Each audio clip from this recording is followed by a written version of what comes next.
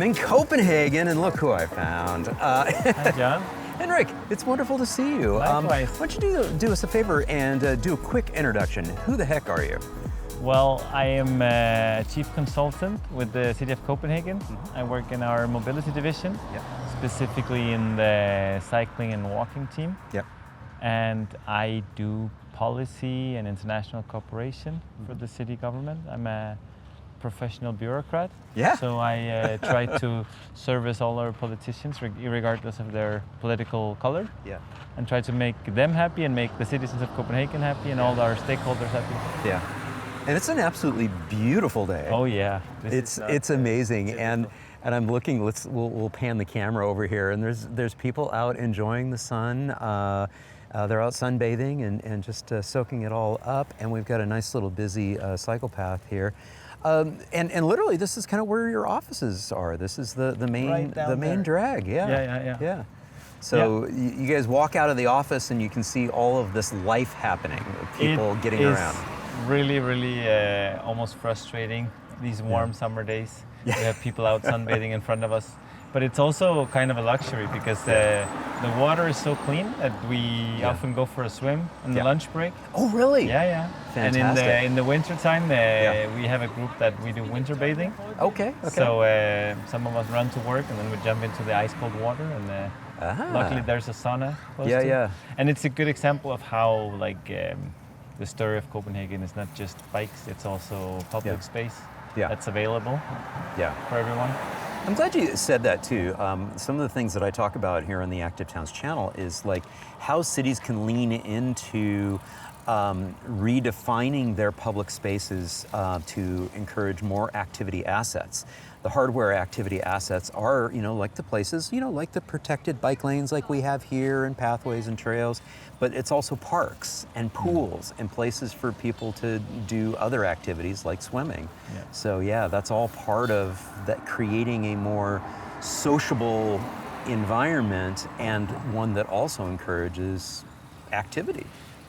Yeah, in our work we often say that the bike is not the solution, it's not the end goal, but it's a very efficient tool to create what we want, and we want people being active and we want people being outside. Yeah. And we actually measure how much time Copenhageners spend outside. Like we have a specific urban life account. Yeah. And we try to measure how much time they spend outside, and we can see that's increasing year by year. Yeah. And that's because we have good and attractive public spaces. I mean, this would be a lot less attractive if you had a 4-lane highway going through here. Yeah, fantastic. So we're going to go out and roll around the city a little bit and see some stuff. And again, we're going to be rolling on cycle infrastructure, but we're going to be talking a lot just about, creating a more people-oriented city and more people-oriented places out there. As a quick snapshot, what do you think we're going to see out here? We're going to look at some old neighborhoods where we have we've been given a very nice density and also nice scale, where we're doing a lot of work to make to use the frame of the buildings and then renovate it. Of course, that's not what we do at the mobility division, but we work together with those people. Some climate adaptation projects where again the main actor is water management, but cycling and walking is a part of it. We'll see some new developments where we try to keep playing with the high density and low rise buildings. And a little bit of everything. Green and blue areas. Green and blue. I love it. All right, let's go do it. Let's do it. Yay! Cool. Perfect. Awesome. Yeah, we got just the constant line of folks going through. So this is actually one of when we model we have a traffic model for the City of Copenhagen, and when we model where we will see, again, this is an algorithm talking, but it's a pretty intelligent algorithm. When we model where we would have a lot of capacity issues, this is like a dark orange in our map. Right. Like we know we will have capacity issues. Well, you could argue we have it already. Yeah. And it's a good problem. Yeah. And you have to work around it because for years we've been tweaking the network to create higher speeds. Yeah. Which has made long distance commuting relevant. Right. it's been possible to integrate e-bikes. Yeah. And at some point, like, it's not that you have to stop doing that, but you have to see, is this optimal for high-speed commuting? With let's say you're riding a trike full of kids, and probably you have to do something. Yeah, yeah. And in fact, we can see we've got a trike coming up here, and we see that the space ends up being quite constrained, you know, in that environment. So this looks like it was probably a standard that existed a few years ago. What's the width on this guy here? You know what? I can't just by the look of it Yeah. see it, but I think we're talking 2 meters. Yeah, yeah. That's typical standard. So it seems like you're starting to realize that, you know, with our numbers that you're seeing, and the types of devices that are out there, and the mixing slower and faster, probably needs to be a bit wider. Yeah. Yeah, yeah. Fantastic. All right, let's go out there and have some fun. Cool. Yay. Actually, I think it's even less than 2 meters when I look at it. Yeah. It looks small, but sometimes they trick you. Like, it looks narrow. Then I've tried a few times to lie down, and okay, it's actually. Yeah, yeah. But yeah, I guess here we'll just be riding on a line until we get further down. Yeah, yeah. Because just after the bridge, it kind of thins out. Okay. So if you have patience, we'll just go down. Yeah, no, we'll do that, and we'll go single file. And I knew that we would be in a situation where, because it's a little bit narrow and because it's so. But if we want a lot of like traffic in your video, like maybe the route I have planned is not the most optimal one. Okay.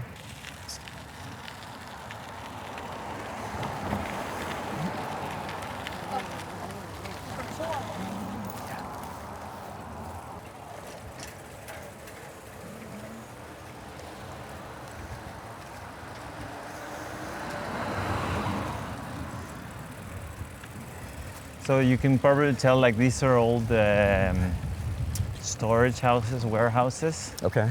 And to the left, they're all offices. Okay. To the right, they're old silos for soybeans and everything. Okay. And they've been turned into apartments. They've been turned in. You can tell better with those 2 round ones. Yeah, yeah. There's 80 apartments inside of it. Huh. So that's fascinating. Let's do a right here, actually. So that's fascinating. You're saying that used to be a silo. Yeah. And they converted it. Yeah, because like, again, I'm not an architect, so I'm not the right one to put the word, but like, somebody has an understanding of our historic cultural heritage. Yeah. Same thing goes here. Like, we have a cobblestone surface. Yeah. Let's go straight here.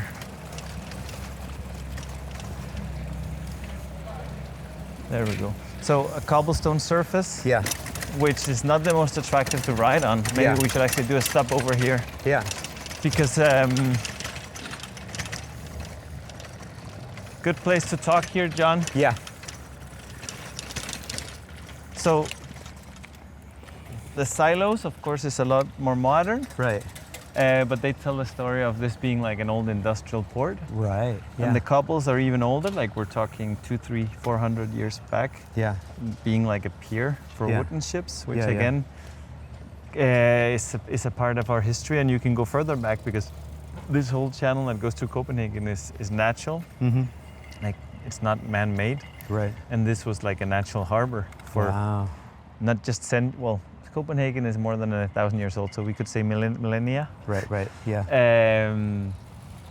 And this idea that we have to embrace the water and the history is really important. If you go further down, you'll see that there were train tracks here, like for cargo. Okay, yeah. So this track of flat cobble is like a knot with the head to those tracks, and an homage to the old tracks. Yeah. And they are bikeable. Like it's purposely flat so it's nicer to bike there. Yeah. But it's also very clear that the bicycle and the cyclists in this part are not the protagonist. The protagonist here is hanging out, moving slowly. Yeah.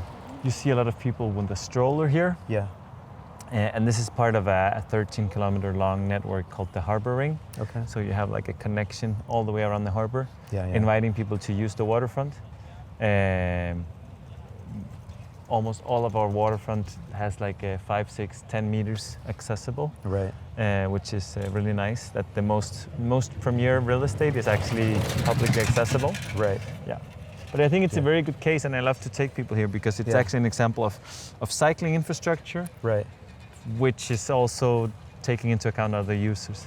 Yeah. And people, if they want to go really fast, they will go out here on the parallel street where you have a standard bicycle track. Right. But a lot of times people, myself included, will pick this one to go down in speed and just, take Relax. a breathe after work. Yeah. And then up there you have like the highway with the bridge. Yeah. This bridge was built in 2006. Okay. And like many of our bridges, we tried to do a realistic calculation of how many users we would see. Right. But it was like we shot way below. Yeah. Because what happens, like I think some of our colleagues have used these. I've seen a meme around social media, like you don't plan a bridge based on how many people you see swimming across with their bike in their hand. Yeah. And it's the same thing. Like we had an idea of how much traffic would be generated with the new housing out here and connection to work and studies. Yeah. But you cannot calculate human behavior like that. Yeah. So when you have that connection, and the first 8 years of this, it was actually just a semi-solution because you have a pretty significant height difference on the other side. Yeah. Yeah. So people had to walk their bike up a ramp. Yeah. And then we got the bicycles. I'll have you pause for just a second. I'm noticing that the width of those tracks are like perfect for that mobility scooter. Yeah. That's brilliant. Yeah. And you see a lot of times also cyclists. There's an understanding. I'm not the main protagonist here. Yeah. So I will take a few meters of riding a couple. Yeah. Slowly. Yeah. To leave room for and that's a exactly mobility what she scooter did. Or a stroll or what. Yeah.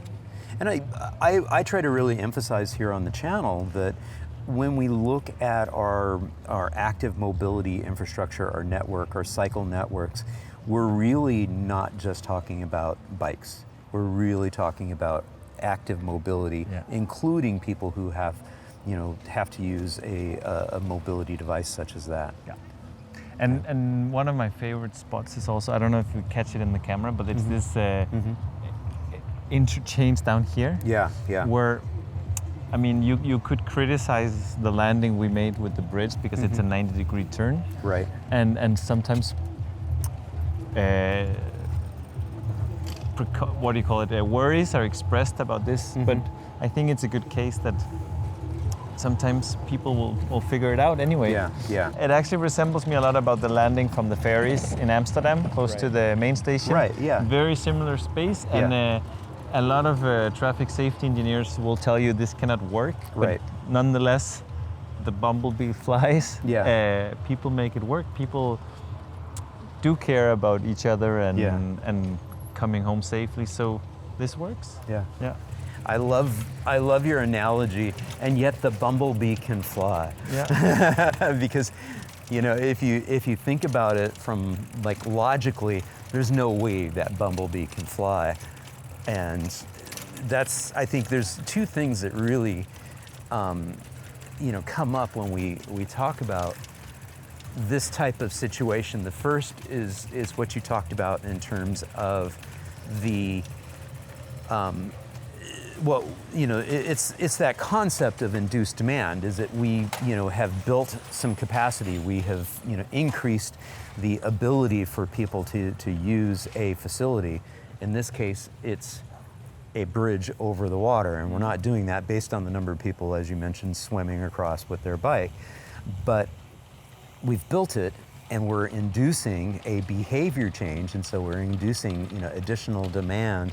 So just like when we talk about induced demand from the standpoint of if you build more lanes for cars, we're gonna fill it up. Human behavior is that if we create a convenient and comfortable way to get across, people are gonna come to it in droves, and they have. Yeah. And I can't give you the exact number because my memory is not that good.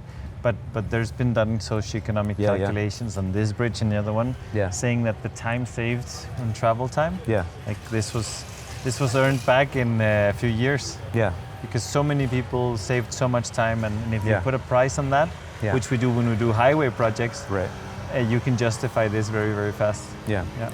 And the other, now that we moved a little bit closer, and we'll be able to, you know, kind of capture a little bit of the negotiations that are taking place, is that when we're moving closer to human speed, we're able to move a tremendous number of people through space. Yeah. And like you were saying, you know, comparing it to that the offloading zone of the ferries there outside of the terminal in Central Station in Amsterdam, you can just have a tremendous number of people that can navigate through a seemingly impossible space. It's like, no, this can't work. And it's like, yeah, it actually kind of does. You see the little eye contact that gets made and the interactions. And yeah, they can make it happen. And then again, like what I've learned over years is being critical about cycling, because of course, if you are not able-bodied or visually impaired or something, you would also have a challenge here. Sure, sure. So nothing is perfect. No, nothing is perfect. But creating, I think, you know, when we look at design, if design has features to it that encourage slower speeds, a lot of things are possible at slower speeds, including, you know, people of all ages and abilities feeling a little bit more comfortable with slower speeds. Yeah. Should we move south? Yeah, let's do it. I mean, we could get stuck here all day. We could. You could just stand here with a bucket of popcorn and then just...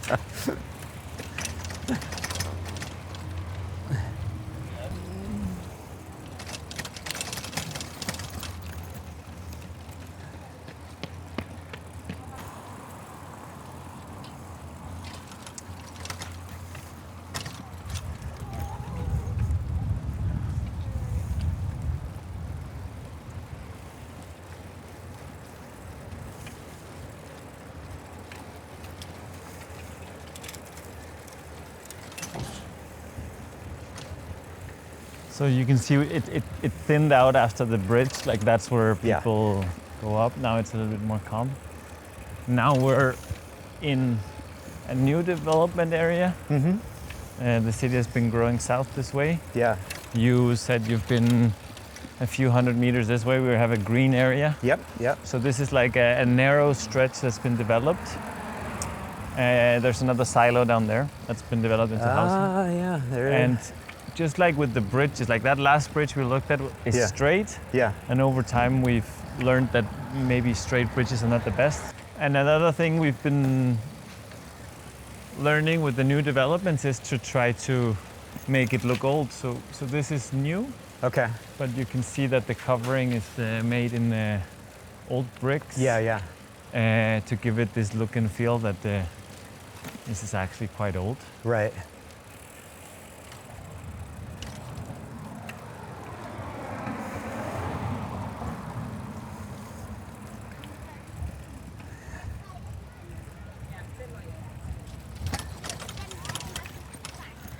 This is some of my favorite area. So let's do a left in here Okay. with this very, very narrow.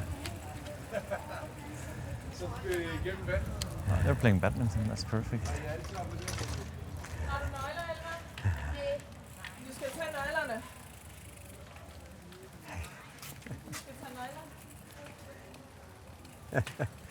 So yeah, did you catch that? They're playing in the street. Like this is a really cool development where you have, I think the Dutch would call this a woner. Yep. Like a nice human scale. Yeah. It's low and there's life and it's great. Play street. Yeah. It's like a living street. Yeah.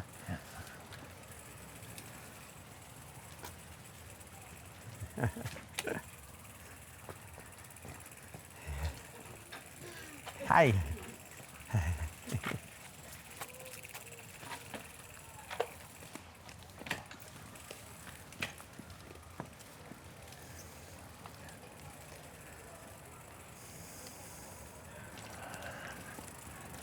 So yeah,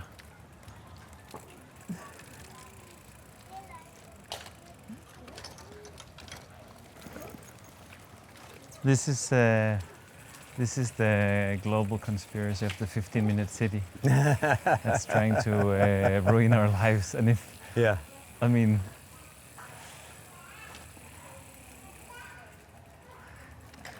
it's pretty scary, actually. which part?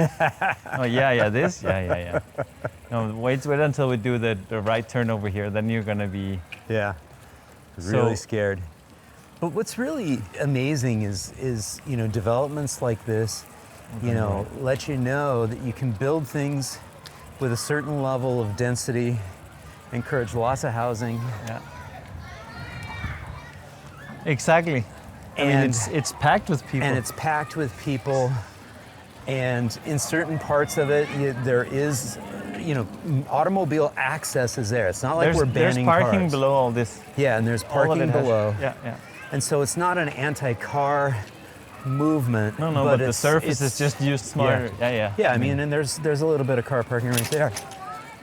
But the point is that you're at the surface level, you're really prioritizing people. So it's human scale. I mean, this is an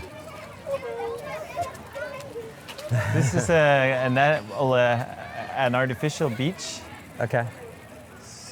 There's not naturally occurring sandy beaches in the middle of Copenhagen, but right. I mean, I don't think I need to add much commentary to what they did right here. And you see the bridge over there, so we see the connectivity from an active mobility perspective. Yeah, we're crossing that bridge. Yeah. Left. Yeah.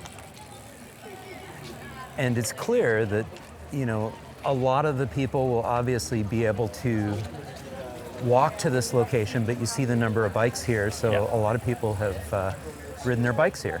Yes.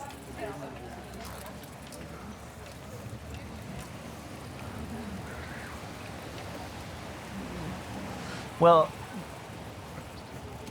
this is one of those classical moments, like all of us who follow the gospel of active towns and cities for people. It's so easy for us to dunk on car culture with a place like that and say, imagine if everybody had driven, but it does not become less true. Right. It would not make any sense. If you had 10 cars parked there, a lot of that life would not happen. Right. Yeah. And of course you can see here at the margins where you don't have the same public space qualities. Right.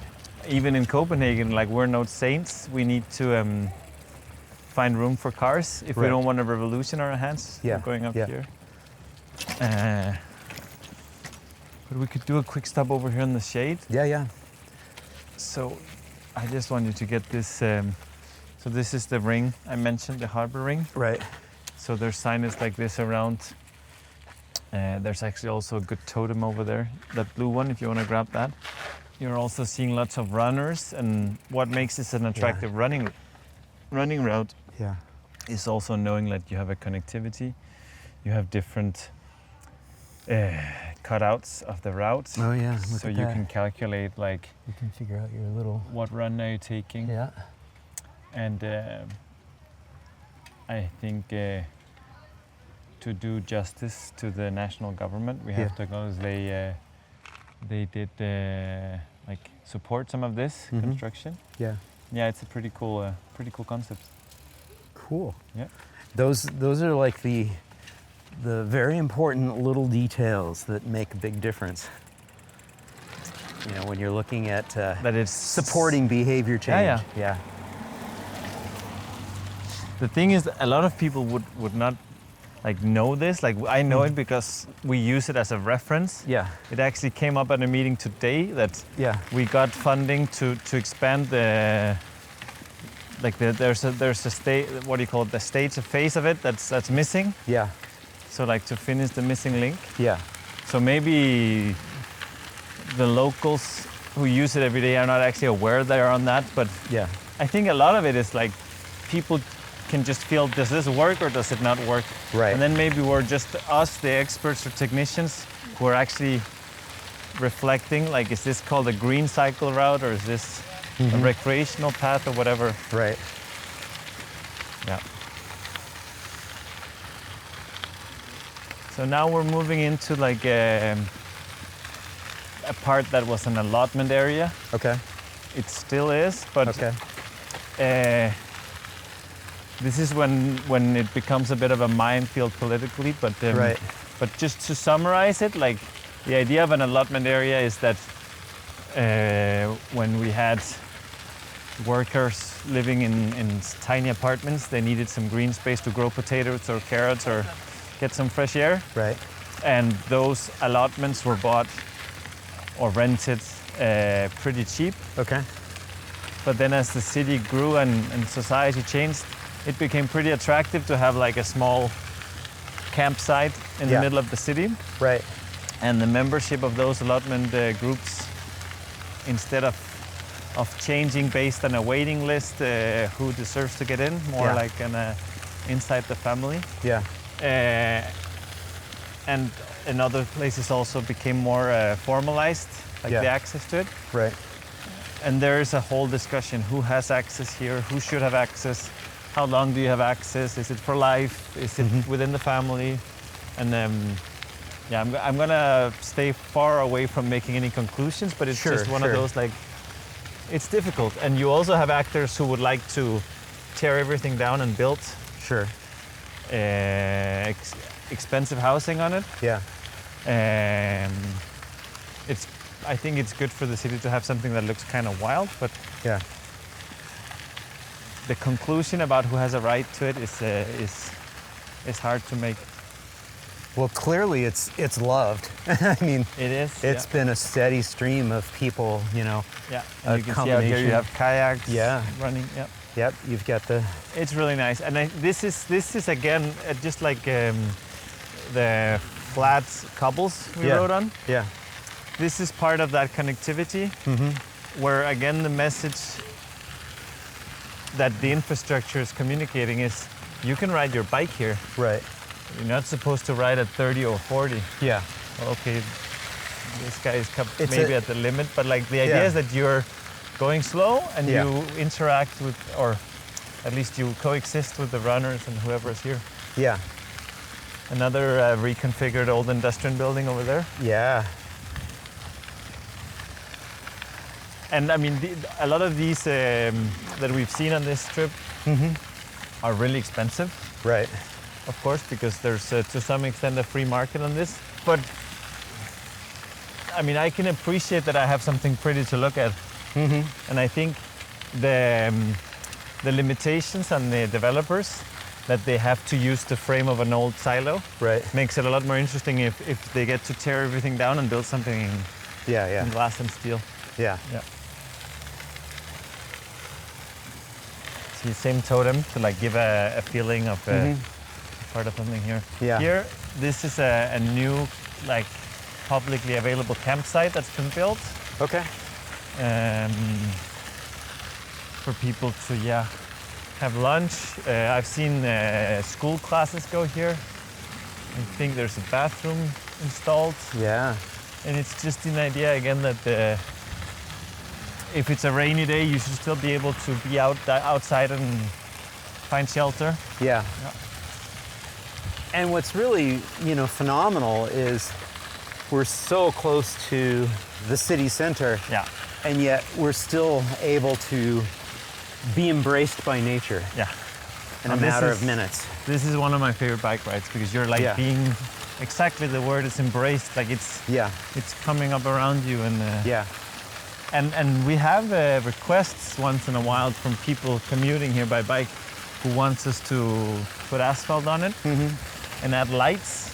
Right. And we try to keep it as wild as possible, also respecting that it is supposed to be a little bit wild, and if you want to go fast, there's other options. Right, yeah. We're turning right here. Perfect. So you must stay out here, I guess. Yeah. Do you remember what it's called, or is it a private stay? Is it Airbnb or? Yeah, that's an Airbnb. I'm literally in somebody's little accessory dwelling unit, annex. We're going left here. Okay.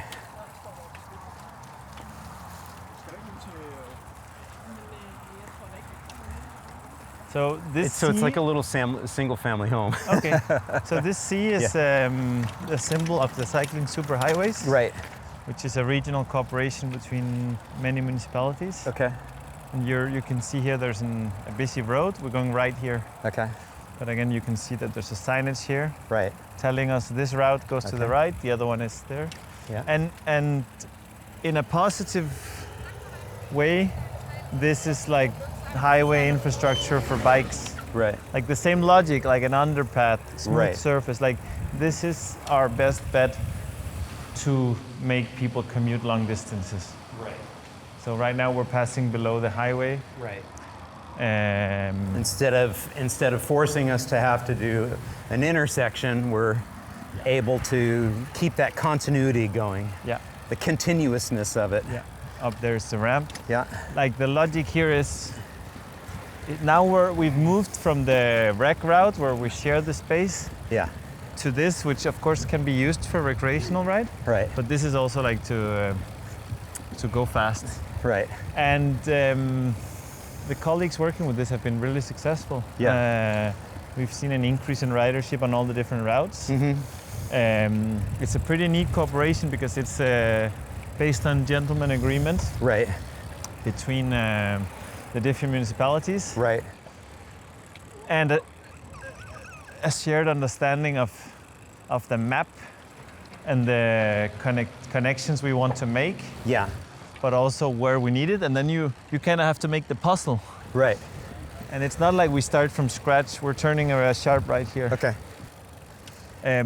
No, but the cooperation of the cycling superhighways it's really neat because there's infrastructure in most places in Denmark. Yeah. But maybe you need like a connection like this below or a stretch with better asphalt. So that's a constant conversation. How can we create those connections? How can we finish the puzzle? Right. And if it's incredibly comfortable and convenient, you can hopefully encourage more people to make that choice. Yeah. Even though the distances may be what have traditionally been thought of as a little too far. Exactly. Now, as you can tell, we're a bit away from like the busier part of the city, but we're close. yeah, and there's this effort to make everywhere cycling accessible. Yeah.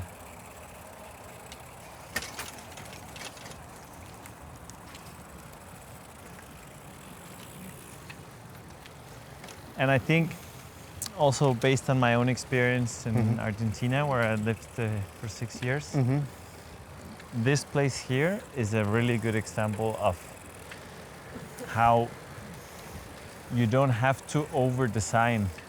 Like we have pretty strict and ambitious design guidelines in Copenhagen. Right. And that's a good thing to keep standards. Right. But sometimes just use what you have. Right. And I honestly cannot remember what's the original story of this, but I'm pretty sure like with the dike, stone barrier, like it wasn't thought of as a rec bike ride. No, this kind of feels like it was some sort of motor vehicle access of some sort. And then just go with that, play with that. Like usually when we do bi-directional, we have painted separators. Also here, just people figure it out. Yeah.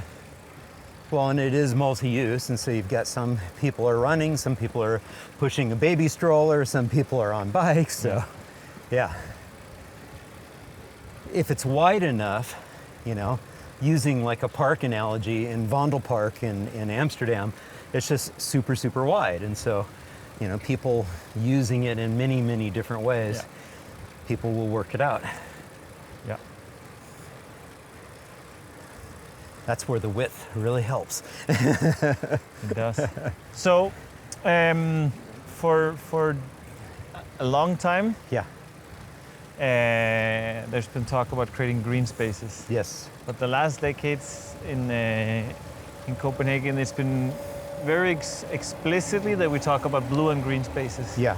Because the water in our maritime history is such a part of it. So. So if you can't give people a green access, at least give them something blue. Right. To have like this touch of nature. Yeah.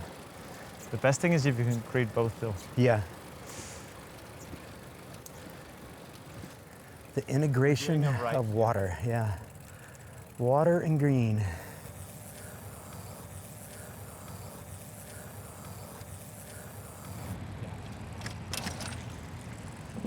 So here we're gonna cross over there and just wait. Okay. And in general, we have pretty good lights.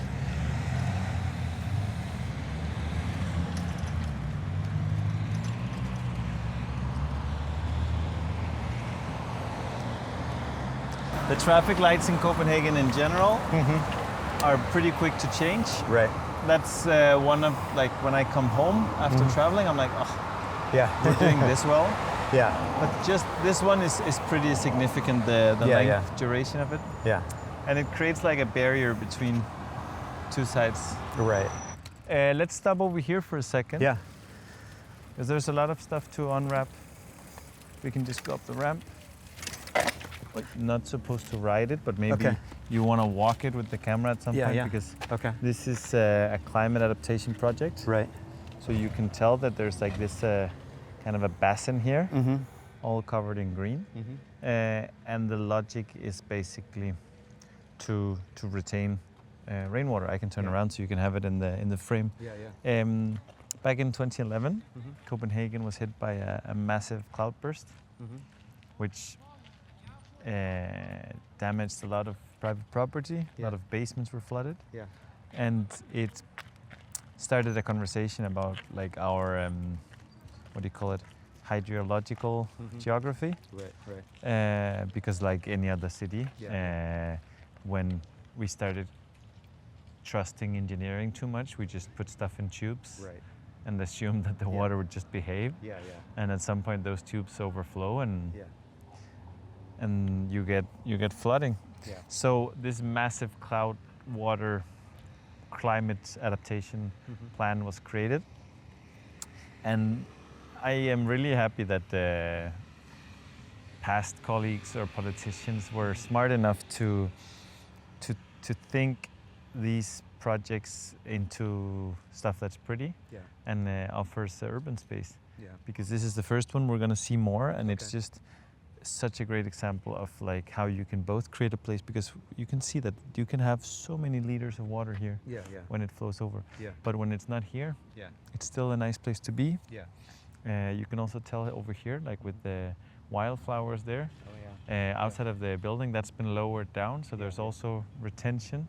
And basically the city is turning into a big swamp. Right. In the good sense. Like, in the good sense, a sponge to be able to sponge, that's the word. Soak it up, to keep it, because of course at some point it has to overflow or maybe stay and nurture some green.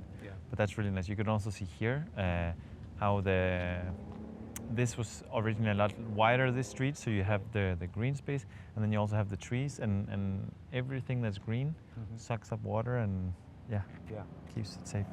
That's so great. For the future, do you think that this sort of orientation to trying to integrate the green and the blue and really, combining that with active mobility, do you expect to see like some projects like when you have a major street redesign or something like that and you're going to be building a protected bike lane or raised bike lane, look for opportunities to also do like, oh, well, we've got some extra space as we, redo the angles of a curve here.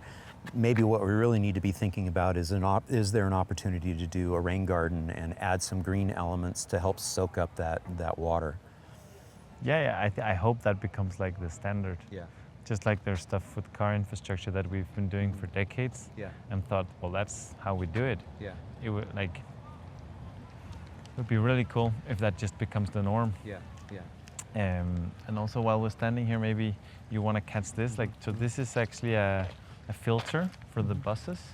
So you can tell that the buses, they have gone through while we're standing here. But the cars, they can't go through. We could actually go closer. So the first one is like a bike lane, but in the middle, there's like a bus filter. And then here's the car having to turn this way because they can't get through. This is a modal filter. Here's another car coming in this direction. and they too have to turn, whereas the We bikes just and had peds 3 go buses through. passing. We should have Yeah. turned before all That's those. okay. That's Just all wait right. for a second. Yeah. There's one coming now, and you'll see it. Yeah. And the city is striving to do more of this type of modal filter type of scenario. Well, it's technically not our competency. There's another area doing this. Ah, interesting. But I Okay. would love if they did more of this. Yeah. Because Yeah. it's brilliant. It's a super shortcut that they're getting. Yeah. Well, and that's when, you know, ultimately, when people think of the city, they don't think of the different divisions and the different departments Exactly. and the region. They just kind of all think it's all the same. Yeah. And so it's an imperative where, you know, kind of everybody's on the same page of we need to, you know, make it easier for people to walk and bike and use public transit, and, you know, having a modal filter like this is just brilliant. Yeah. We can move over and look at it, how it works in practice, because it's a very good example of like a design solution. Yeah. There's basically just, but yeah, you're right. To finish your thought, like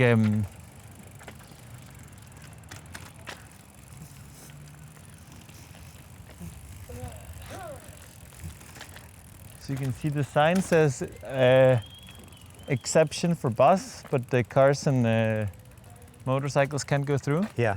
And you have this, should we call it a moat? Oh, yeah. Like a hole. Yeah. So if you're in a normal car, Yeah. this is, I think the width makes Yeah. it hard to cross it. Interesting. Really cool.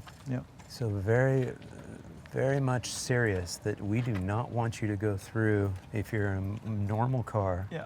And also, I mean, so we came from the busy highway or main avenue. Yeah. We're in the middle of a neighborhood.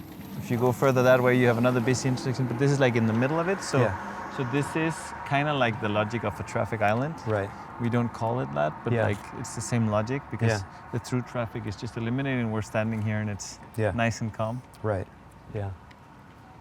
Love it. It's a pretty simple way of doing it. Like Yeah. this is not a colony on Mars. It's a, Right.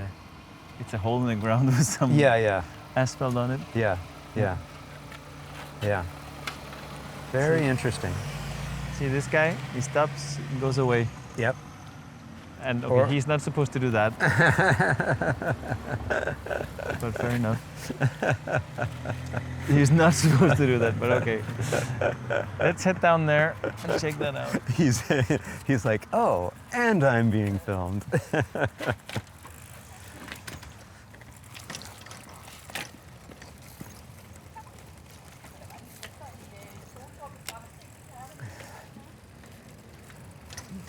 You can tell that there's like a bigger space to turn around, Yeah. like so you don't get stuck.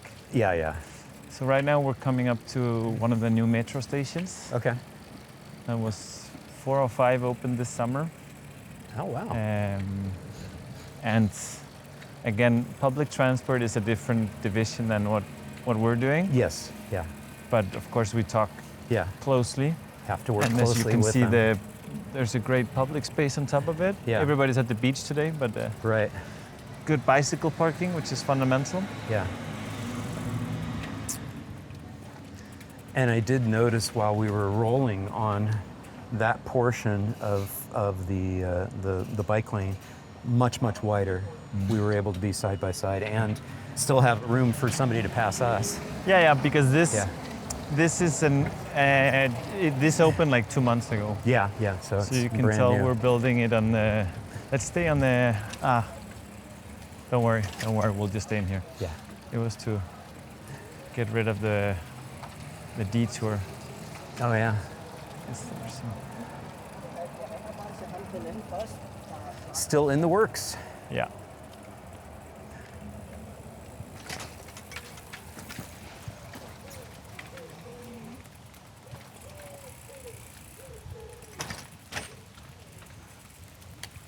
But this is why it's fun to go out in the real world, because then you get to see stuff like you didn't plan.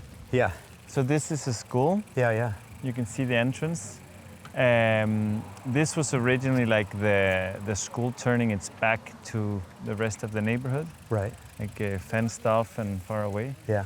And this was opened up. It was the colleagues working in developing this area and created this soft access to the school, so people can drop their kids off here, and then when they connect with their friends and like walk up there, like you don't have to have this hard barrier between outside and inside of the school. Yeah. And again, lots of different levels, so you have places to suck up water, but also really fun place for kids to hang out and play. Yeah. And it looks like it is shared space. It looks like driving is allowed at some level. I can't tell you. I don't think you're supposed to. I think it's because they have to offload something. Oh, okay. Okay. Yeah. I was going to say, I mean, it wouldn't, you know, it's designed in such a way that if that was, you know, allowed, it certainly, the design says, go slowly. Yeah. So. I'm certainly not adamantly against it. No. if the design allows for slow speed. This is wider than when we started the tour, but this has less traffic. Right. So this is one of those examples of like building a wider standard from the get-go. Right. Because we know that there's a bigger need, and also we have just seen increasing cargo bike shares. Yeah. So. Yeah.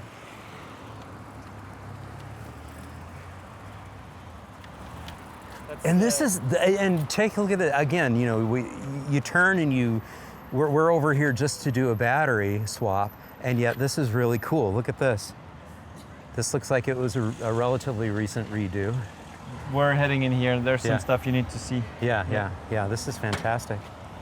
Look at that. And this is a big old intersection here with our blue. We've got the integration of a little modal filter here to that neighborhood.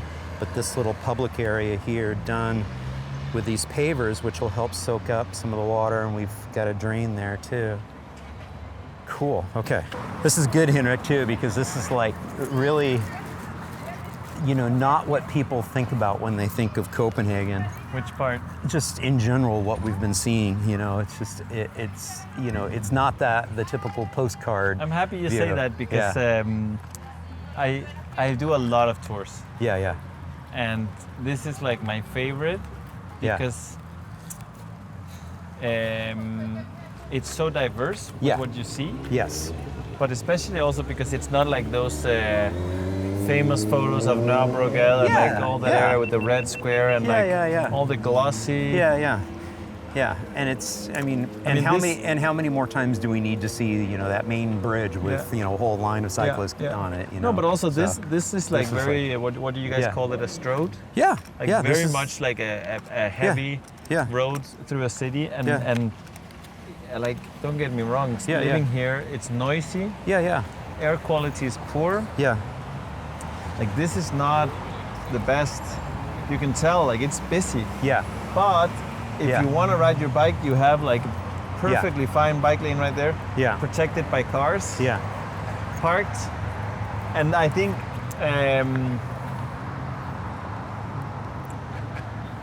well, I'm so out of this whole Denmark versus Netherlands. Like, it's the dumbest conversation. Oh yeah, totally. But I think some of the things where Denmark is like an interesting case for especially North American cities, is that this looks a lot like a mid-sized U.S. city.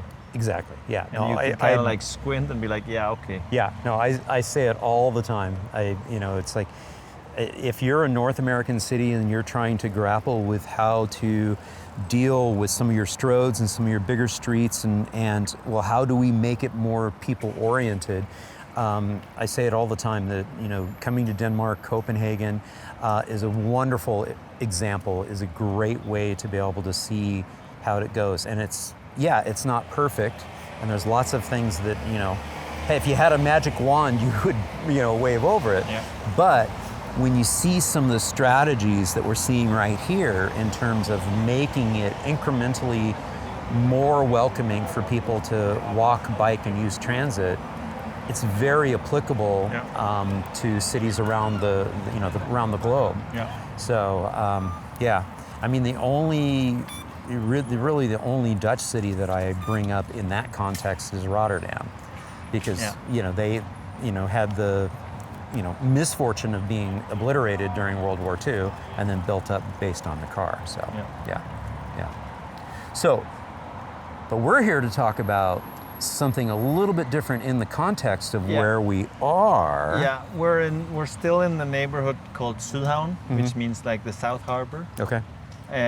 We have been biking through some newer developments, some of the old stuff, and this is like a very narrow stretch of land that was suffering from flooding a lot of times.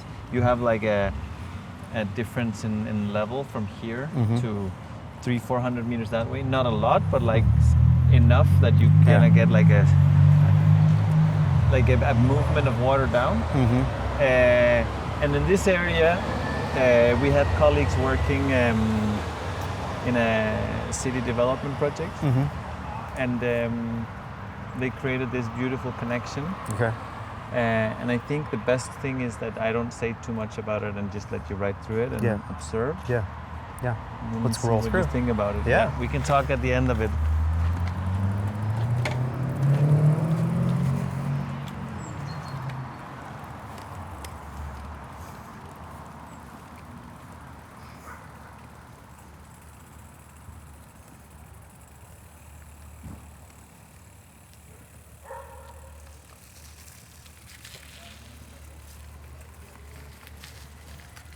And take note of the pavers.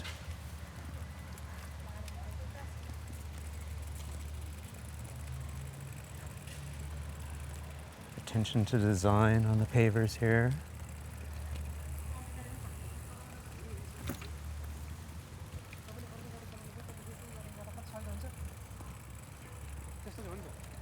And this looks like the fenced-in area is actually for the doggies.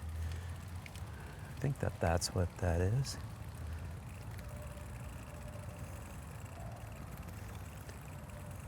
Again, integration with trees.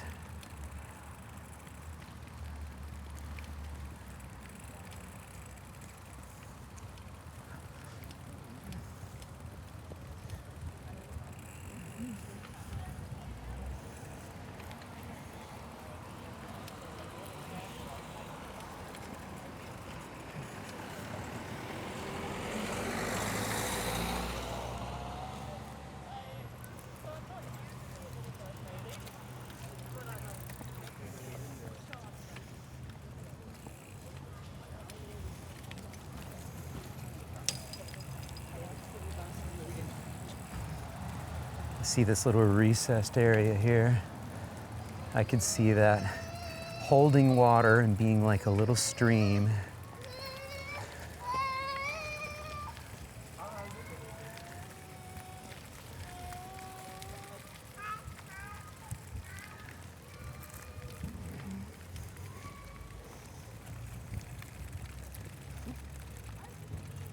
Super creative.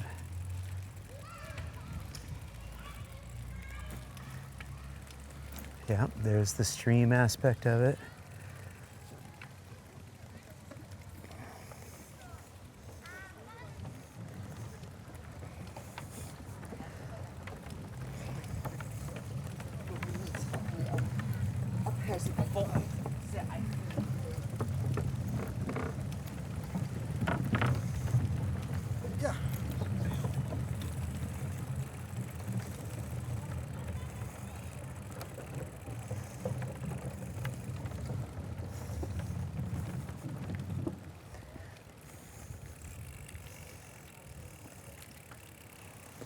So how about we flip the roles now, John? Yeah. And I'm gonna interview you. Yeah. What did we just experience? What have you been riding on? Yeah, there you go. Okay, Boom. perfect.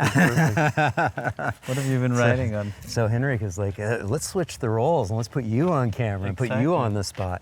Yeah, I mean, that was beautiful. And what was really, really interesting is you had mentioned that there was that history of flooding in this area. Yeah. And so when we swing this camera around too, we see the the wildflowers are here, and this is a bioswale.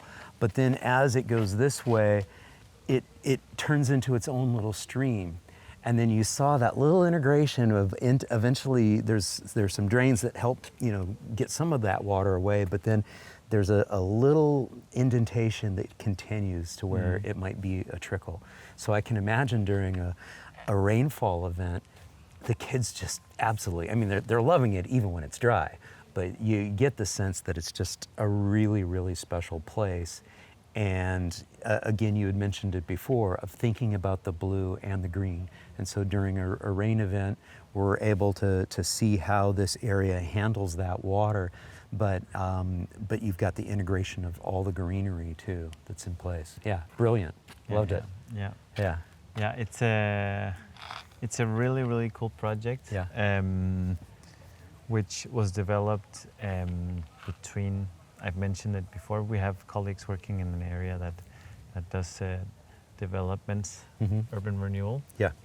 And they had conversations with the neighbors living on both sides of this long, narrow stretch. Yeah. And they commented that they used it as a public space when Right. the weather was fair. Yeah. They used it as a playground. Right. They used it for walking their dogs. And it had so many qualities when the weather was good.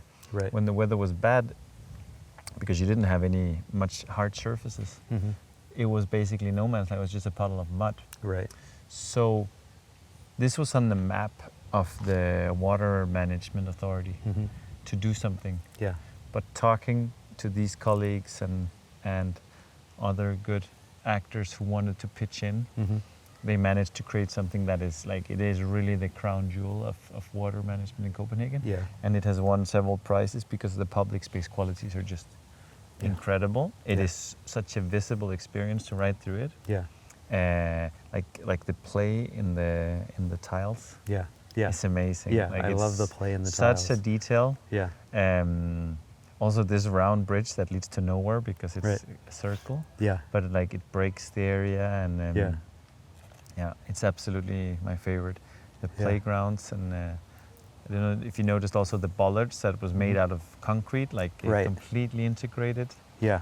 Yeah, great Yeah. detail. And over here you have a library, a culture house. Okay. And this is actually in here, it's an old dance pavilion Okay. from 100 years ago when people would go out. Yeah.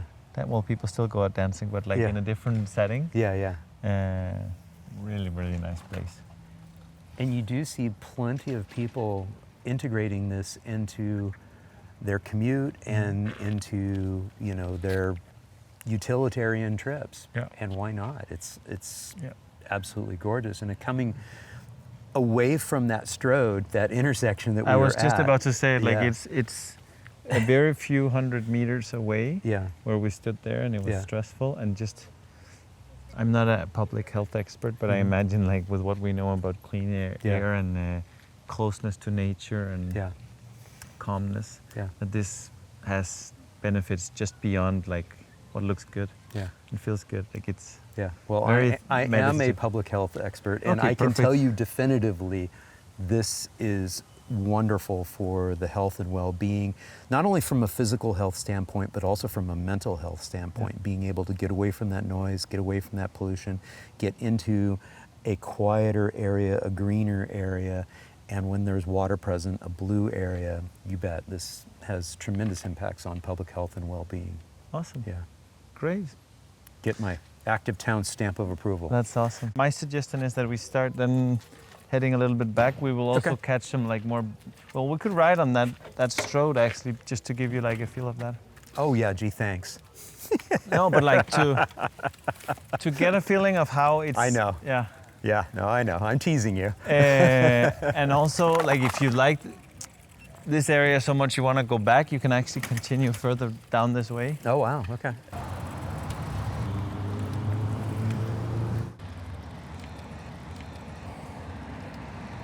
So for instance, with the Cycling Federation, like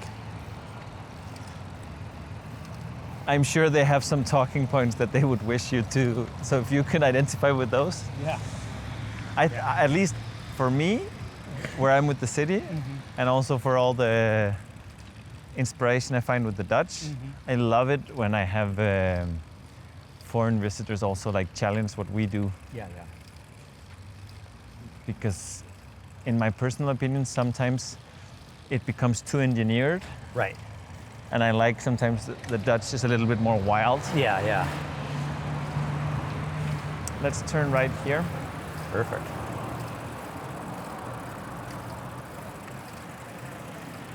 I love this view too. You know, you're looking down this bike lane here. And I just love this image looking down this this row of trees, and I think that that's one of the things that oftentimes gets lost in the scramble to get protected and separated infrastructure in. Is we oftentimes forget, you know, the green.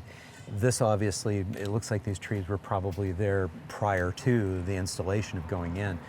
But you just notice the difference. It's so much more attractive and pleasant, you know, when you're in that environment. And as we get into some hot days and some hot summers, and you start getting the heat island effect from the asphalt, you know, having those trees, you know, is really, really helpful. And like we were saying earlier when we were in the nature area, it feels like nature's just giving you a hug. Yeah. So, yeah. Definitely. Yeah, that was my observation. It's good. I like it. Yes. Now we're going to dive into some more nature. This way. Yeah. This way. Cool. So you can actually just notice here we have the regional trains coming behind us. Maybe you can see the mosaic in there. It's a little bit blurry. Oh, right, yeah. But this was done to like give light to the space below the bridge. Right. Because it felt unsafe. Yeah. For some people. Yeah. So to create art. Yeah. I guess it's an element of broken windows theory. Right. So what we have here on one side is the what do you call it, a dike if it's dry? Okay. Well, I don't know. I'm asking you, but I don't know the English term. But like where like there's a hill or an earth sausage. Okay. What is it called? No, but you need to tell me, John. I don't know the English word for this. Yeah, Like it the could stuff be. the rails are on. Yeah, you got the rail there. You've got your berm here, and yeah, what would we call that? I would just call it a berm. Okay. I would just call it A berm? Yeah, it's like an earthen separation. Ooh, let's stop here. Yeah. I have some goodies for you. Oh, I was gonna say, I saw some blackberries there. Yes, exactly. Isn't that perfect? Yeah, look at Go this. blackberry hunting. Boom, look at that, a little blackberry. Boom. You think I can collect enough of these for a pie? I don't know. There's a lot. We're in season. And they're good. Yes. It's good. How does this work for your video? The higher reaches, look at those up there. Look at that. To go blackberry My gosh. hunting on a bike ride. Yep, Blackberry edition. It's the episode where we went blackberry hunting. I have to stop before I smear it all over Yes. my... Wow. But I mean, that's part of the delights though of, you know, you've got a wide walking and biking corridor here. We've got our transit right there, and we've got blackberries off to the side. I mean, for families especially, this is like a really special thing. Not only is it a special thing for hungry no idea John we and Henrik, but blackberries right here. No, yeah, that's cool. but yeah, I mean, so many. what a It's cool, crazy. what a cool thing. Yeah. Yeah. It does bring back memories too for me. When I was a child, we had blackberries growing in Northern California where I lived. So it was very, very cool. Where are you from in Northern California? If you're familiar with the San Francisco Bay Area, in the Sacramento area, I was just north of that, a little town called Lincoln. Okay. So when I lived there, there was about 4,000 people, and I grew up on a ranch outside of town. And yeah. But are you So- as far north as I know there's a Danish city in, is it called Solvang or something like that? Much further north than that. Okay. Yeah. Yeah, much further north than Solvang. Solvang's kind of in the central California area. Nice little place. Okay. Yeah. And what got you into working with the cycling and walking and getting interested in all that? Was it moving to Austin or was No, it was much earlier than that. Yeah, Austin's only been in the last decade.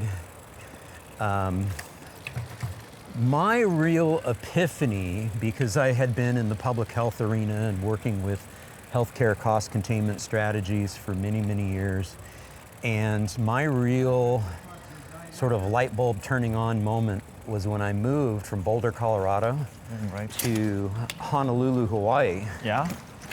And I realized So this is just tricky. We have to go left here Okay, because okay. they're all coming. Yep.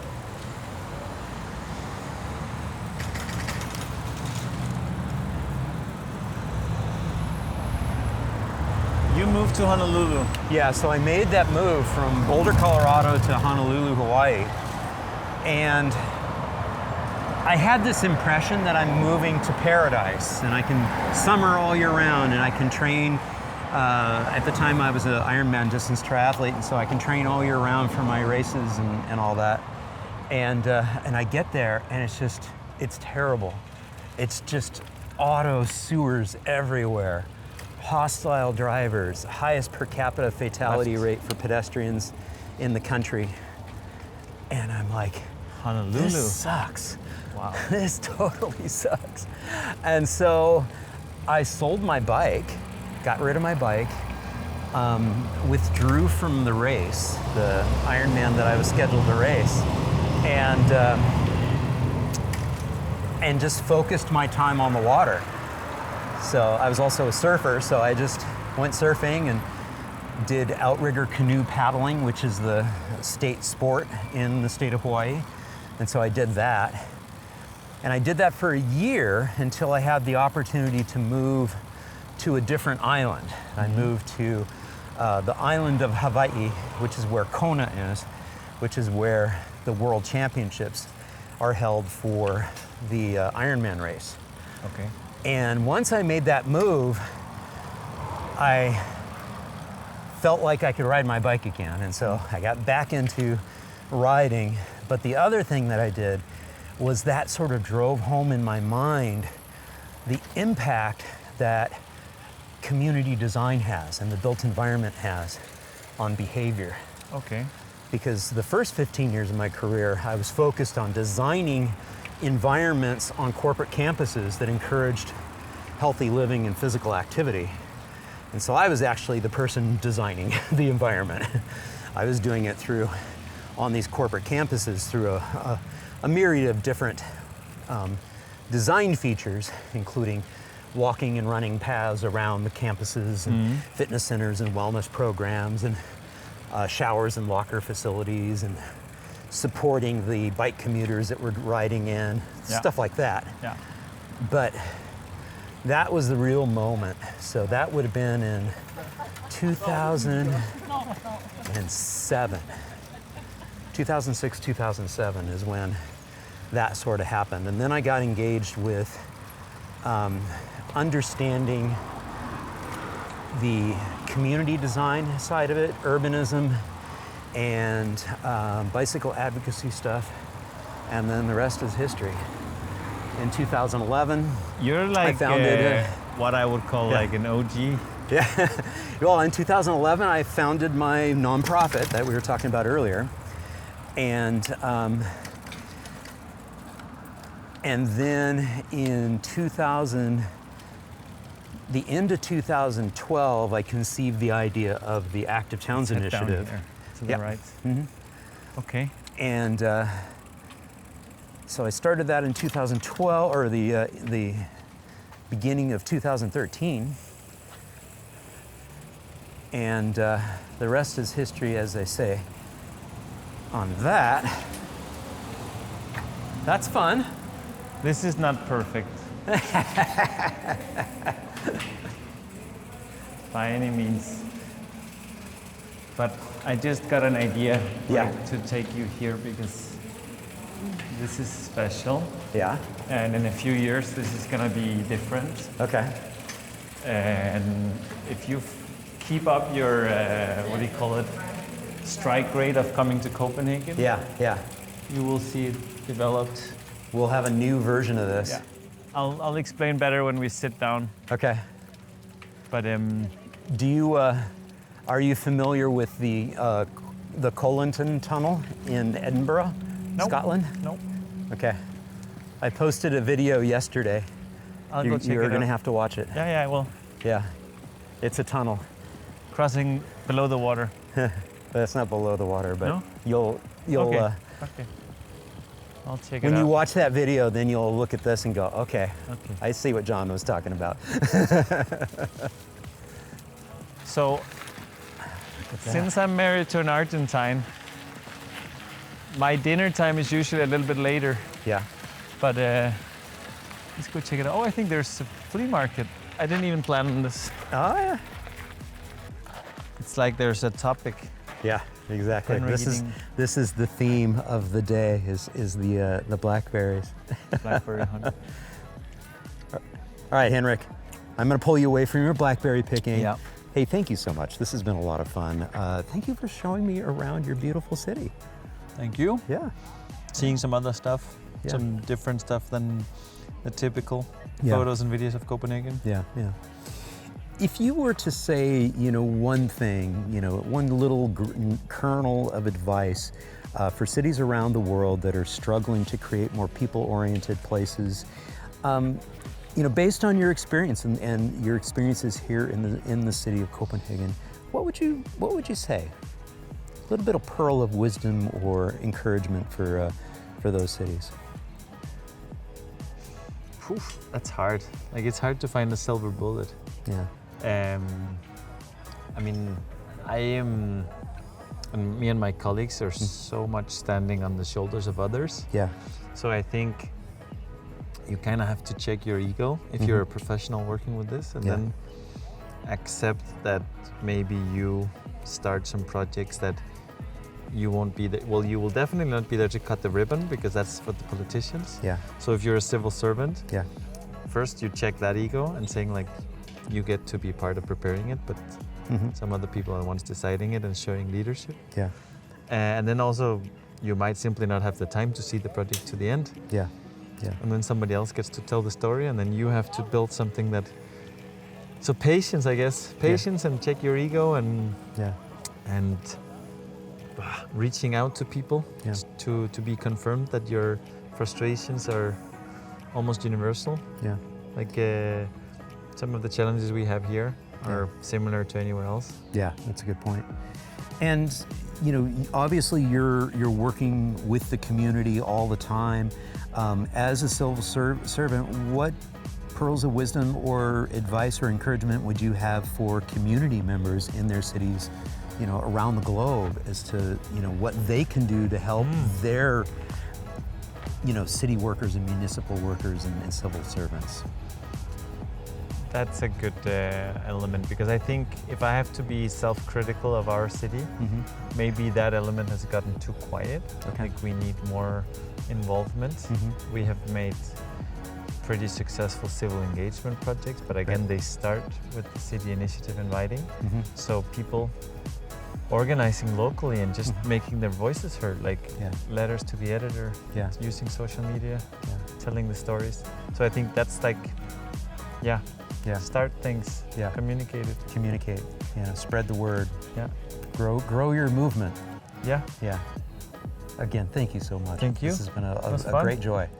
And again, just want to send a huge thank you to all my Active Towns ambassadors supporting the channel financially via YouTube memberships, YouTube Super Thanks, as well as making contributions to the nonprofit and joining my Patreon. Every little bit adds up and is very much appreciated. Thank you all so much.